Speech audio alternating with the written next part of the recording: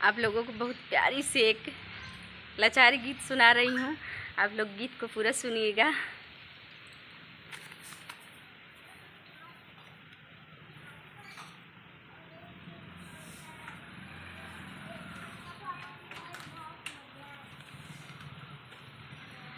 कि दिल्ली में लइके जमीनिया, अरे दिल्ली में लइके जमीनिया, बलमा मोर राखे मलिनिया।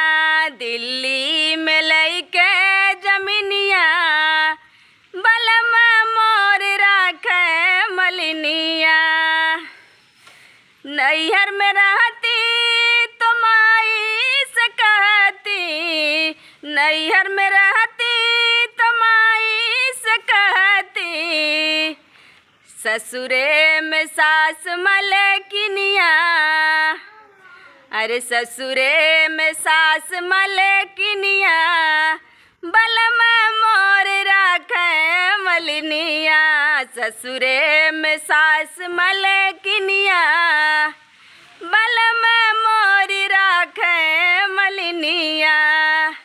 दिल्ली में लइके जमीनिया, बलमा मोर राखे मलिनिया। दिल्ली में लइके जमीनिया, बलमा मोर राखे मलिनिया। अरे नैहर में रहती तो दीदी से कहती, नैहर में रहती तो दीदी से कहती, ससुरे में जेठनी मलकिनिया, अरे ससुरे में जेठनी मलकिनिया, बलमा मोर राखे मलिनिया। ससुरे में जेठनी मलकिनिया, बलमा मोर राखे मलिनिया।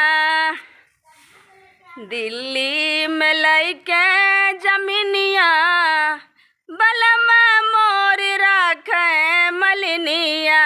दिल्ली में लइके जमीनिया, बलमा मोर राखे मलिनिया।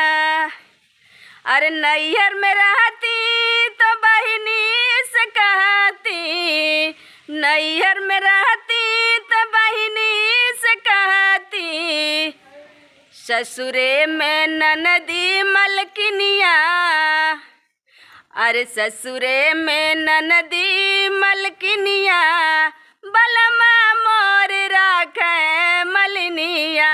ससुरे में ननदी मलकिनिया, बलमा मोर राखे मलिनिया। दिल्ली में लइके जमीनिया, अरे दिल्ली में लइके जमीनिया, बलमा मोर राखे मलिनिया। दिल्ली में लइके जमीनिया, बलमा मोर राखे मलिनिया।